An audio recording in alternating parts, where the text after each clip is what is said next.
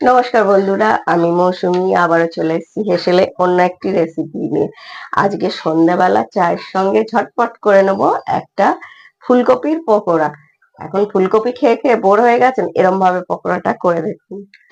যাকে দেবেন সেই রেসিপিটা জানতে চাইবে। চলুন কিভাবে করেছি দেখে নিন। আর দেখুন ভেতরটা দেখুন, অসম্ভব টেস্টি। ভিডিওটা স্কিপ করবেন না, পুরোটা দেখবেন অনুরোধ রইল। চলুন তবে দেখে নিই আমরা। ফুলকপি কেটে নিয়েছি, এরকম খুব ছোট নয় খুব বড় নয়, কেটে আমি নুন জলে খানিকক্ষণ ভিজিয়ে রেখেছিলাম।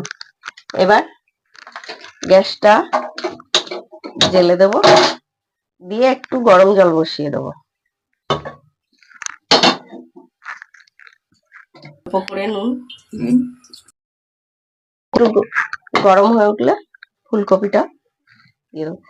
একদম একটু গরম হয়ে উঠবে, একটা ফুট মতো ধরবে, তখন নামিয়ে নেবো।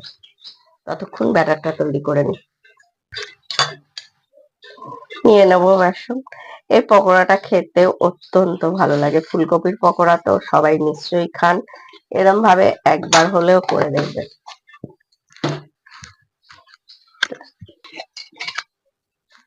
আর দিয়ে দেবো 2 চামচ চালের গুঁড়ো। এখন দোকানে চালের গুঁড়ো সব সময় কিনতে পাওয়া যায়, এটা আমায় দিয়েছে একজন ঢেকি ভাঙা চালের গুঁড়ো, যেটা এখন সত্যিই পাওয়া যায় না, অসম্ভব ব্যাপার।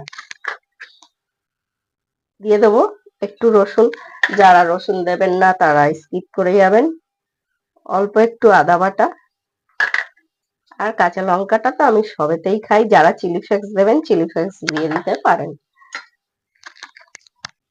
হলুদ একদম 1 চিমটে, আসার জন্য কাশ্মীরি লঙ্কা গুঁড়ো, যেহেতু আমি কাঁচা লঙ্কাটা দিয়েছি, কাঁচা লঙ্কা বাটাটা।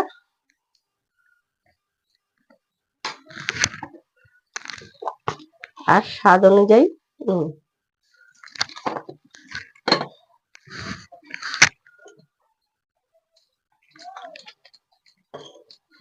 অল্প অল্প জল দিয়ে আমরা একটা ব্যাটার তৈরি করব।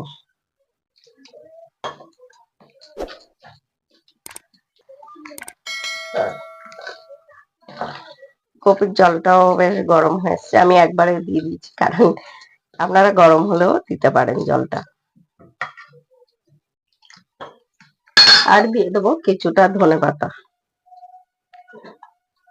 আর আমি কিন্তু লঙ্কাটা দিয়েছি ঠিক যেন চিলি ফ্লেক্স দেন ওই রকমই, খুব একদম মিহি করে বাটিনি।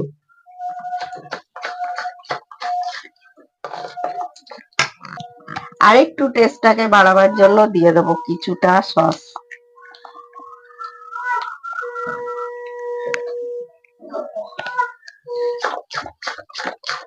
ওর জন্য বললাম এইভাবে করে দেখবেন। আর খুব পাতলা হবে না ব্যাটারটা, এরকম বেশ গাঢ় গাঢ় একটা ব্যাটার তৈরি হবে।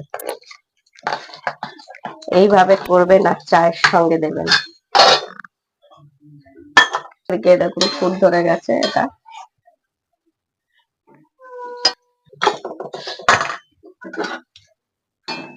আমরা কপিটা নামিয়ে নেব। এবার একটা ছাঁকনি নিয়েছি বা ছিদ্র থালা গামলি যাই থাকবে নিয়ে নিতে পারেন। এই পরিষ্কার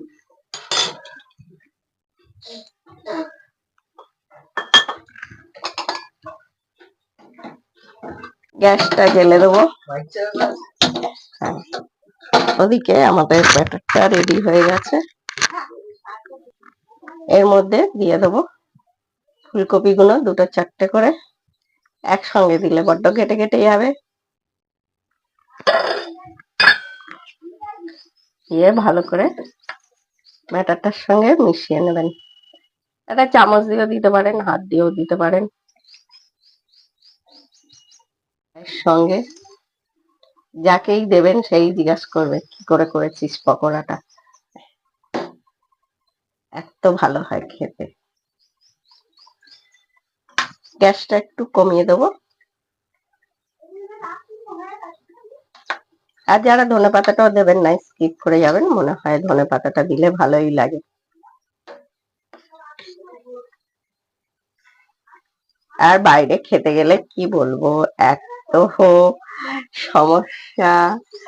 কেন বলুন তো, আমরা এই যে তারাপীঠে গেছিলাম, আমরা তো সব সময় রাত্রিরে রুটি খাই, রুটি তড়কা কিনতে গেছে।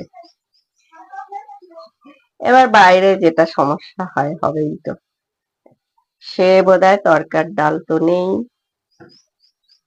বোধহয় খেসার ডালে, ওদিকটা খেসার ডাল খুবই চাষ হয়, মনে হয় খেসার ডালের তরকা করে দিয়েছে, এমন অদ্ভুত।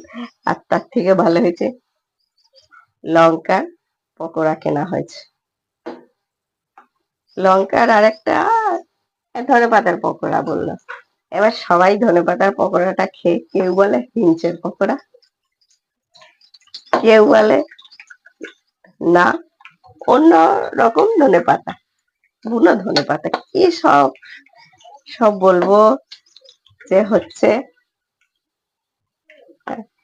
কিন্তু ওই বাইরে তো খেতেই হবে, তাও আমি তাই বললাম তোদের বাড়ি খেয়ে খেয়ে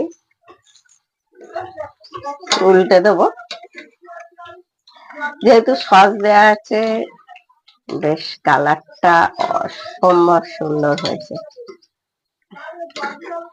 এটা কালারটা এত ভালো হয়েছে কি বলবো, না খেলে তো বুঝবেনই না। যার জন্য আমার ছেলে একদমই কোথাও খেতে চায় না, দোকানের খাবারও খেতে চায় না। আমি তাই গল্প করছিলাম, আমাদের এখানে একটা পিকনিক ছিল, পার্টি থেকে এই পিকনিক হয় প্রতিবারে, আমরা যাই না বলছে, ছেলে তো যেতে পারতো, আয় সে তো আরোই খায় না, তার খাওয়ার খুব সমস্যা, যার জন্য ওর বাড়ি হলে ও সব জিনিসটা খাবে। ভাজা হয়ে গেছে, পিট পিট করে উল্টে ভালো করে ভেজে নেবেন। দেখুন কত সুন্দর কালারটা হয়েছে।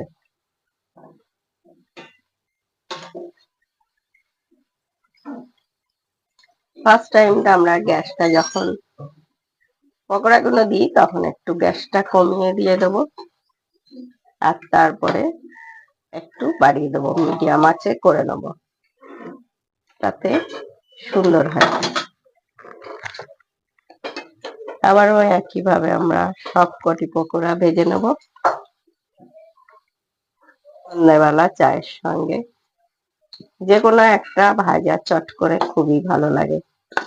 আর আমার অসুবিধেই হয় না, কারণ আমি এখন বেশিরভাগ মানুষই আমি আদা বলুন রসুন বলুন পেস্ট করে রেখে দিই, চট করে খাবার ইচ্ছে হলে সময় লাগে না।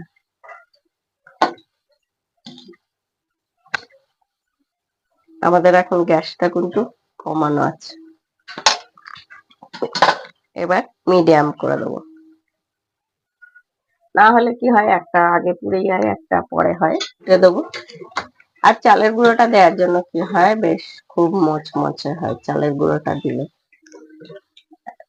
এত সুন্দর মচমচে হয়।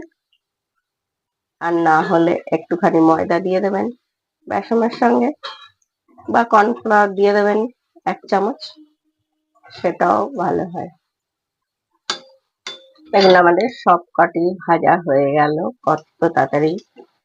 আর যারা দেখছিলেন তাদেরকে অনেক অনেক ধন্যবাদ, যে সকল বন্ধুরা নতুন দেখছেন প্লিজ প্লিজ পেজটিকে একটি ফলো দিয়ে দেবেন, ইউটিউবে দেখলে চ্যানেলটি সাবস্ক্রাইব করে দেবেন, পাশে থাকা বেল আইকনটি ক্লিক করে দেবেন, যাতে আমার ভিডিও এলে আপনাদের কাছে সবার আগে নোটিফিকেশন পৌঁছায়।